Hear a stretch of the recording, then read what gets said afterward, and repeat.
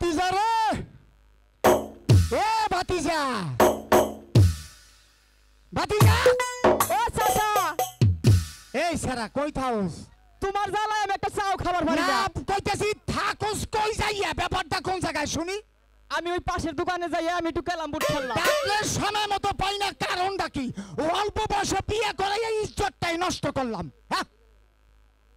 কিসের জন্য ডাকছে এটা কও ডাকছি কি লেগে জানোস না না আমরা হইলাম যাতে কি ঘাটের মাঝি মাঝি আমাগো নাও বাওয়াই তোলো আমাগোর পেশা যদি নাও বাইতে না আসি দুই একটা যাত্রী পার করবার না পারি অন্তত আধা শেষ সাল তো ঘরে নেওয়ার লাগবো নাকি তুমি এখন যাত্রী কই পাবা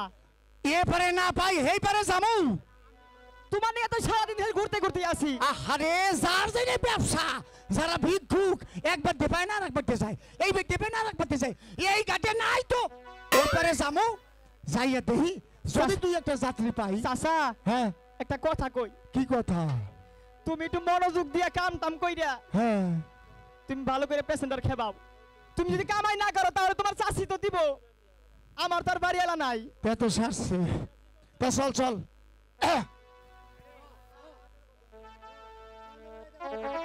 নদীরে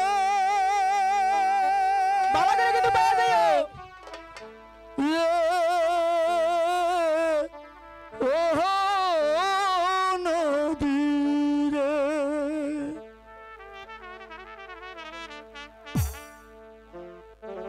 সর্বনাশা